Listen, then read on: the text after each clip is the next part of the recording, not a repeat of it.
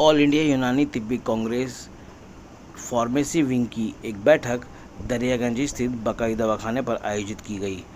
बैठक की अध्यक्षता फार्मेसी विंग के अध्यक्ष हकीम अरबाबुद्दीन ने की, जबकि इस मौके पर मुख्य रूप से हकीम ऑल इंडिया यूनानी तिब्बी कांग्रेस के राष्ट्रीय महासचिव डॉक्टर सैयद अहमद खान के अलावा फार्मेसी विंग के पदाधिकारी नईम रज़ा, आदिल खान, हकीम उज़ैर बकई के अलावा हकीम अताउर रहमान अजमली समेत कई प्रमुख लोग शामिल हुए। इस बैठक में मुख्य रूप से इस बात को लेकर चर्चा की गई कि आखिर जो इन दिनों शुगर के मरीज़ों की संख्या में इजाफ़ा हो रहा है, ऐसे में कहीं ना कहीं दवाएं बनाने वाले जो लोग हैं उनको इस बात की तरफ सोचना चाहिए कि आखिर जो लोग शुगर पीड़ित हैं उनके लिए ख़ास तौर से इस तरह की शुगर फ्री दवाइयों का निर्माण किया जाए। इसके अलावा भी और कई अहम मुद्दों पर इस बैठक में चर्चा की गई।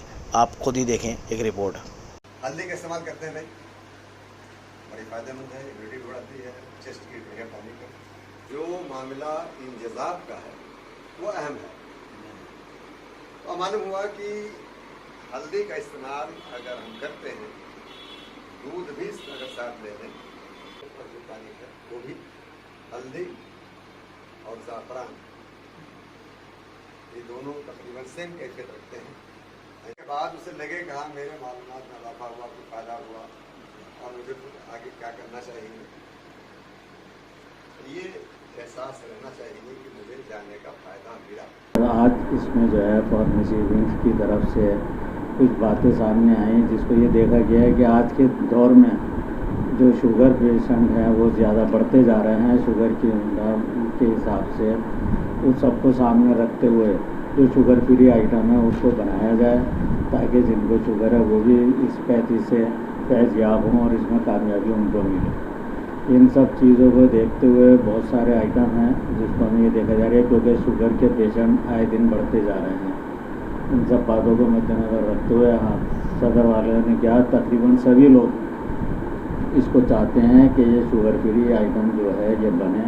और कुछ लोगों के ख्यालात में ये भी बात आती है कि जैसे क्लासिकल आइटम हैं वो भी शुगर फ्री बनने चाहिए, ताकि आम आदमी भी इससे फैज़याब हो और आम लोग इसको बना भी सकें और सब लोग इस काम में तरक्की कर सकें और यूनानी को प्रमोट किया जा सके। देखिए साहब, उसमें दो तीन बातें आती हैं। एक तो आप ये समझिए फ़िज़िकल एक्सरसाइज बिल्कुल ख़त्म हो चुकी है। तो आदमी फ़िज़िकल एक्सरसाइज जो पहले कर लिया करते थे अब नहीं करते। मेन तो वजह ये है।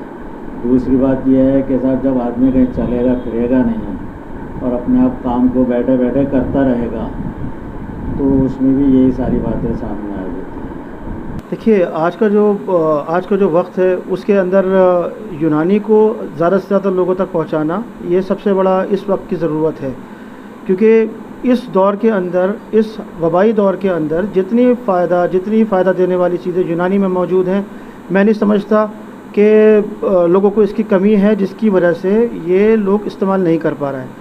इस आज की मीटिंग का मौजू भी यही है कि ज़्यादा से ज़्यादा लोगों को यूनानी के ताल्लुक़ से लोगों को अवेयर किया जाए और लोग ताकि यूनानी इस्तेमाल कर पाएँ। और ख़ास तौर से आज हमारा फार्मेसी विंग के ताल्लुक़ से ये भी एक पैगाम है गवर्नमेंट के लिए कि जहाँ जहाँ भी यूनानी को नज़रअंदाज किया जा रहा है, तो हम ये चाहते हैं कि फार्मेसी विंग की उन जगहों पर नज़रअंदाज ना किया जाए। जिस तरह यूनानी के अंदर यूनानी खिदमत इस दौर में दी है यूनानी ने, इस तरह उसको यूनानी को भी एक भरपूर एक मौका मिले खिदमत करने का। देखिए मैं आपको बताऊं कि जो पहले वक्त की बात मैं कहूं और आज के वक्त की बात कहूं, क्योंकि बहुत सारे रिसोर्सेज कम होते जा रहे हैं जिसकी वजह से शॉर्टेज मार्केट में बहुत हो रही है।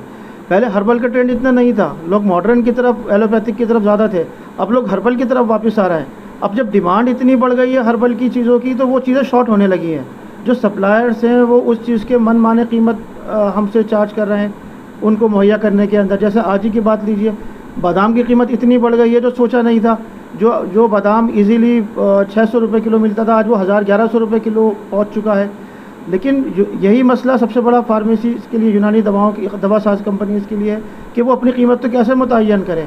आज एक चीज़ का रेट 10 रुपये होता है तो एकदम मार्केट के अंदर लोगों में अवेयरनेस पैदा होती है, उसी चीज़ को सब लोग मांगने लगते हैं। तो जो दवा बेचने वाले, जड़ी बूटी बेचने वाले जो लोग हैं, वो एकदम कीमत में इजाफा कर देते हैं। इतना इजाफा होने से मैन्युफैक्चरर्स को बहुत मुश्किल का सामना होता है।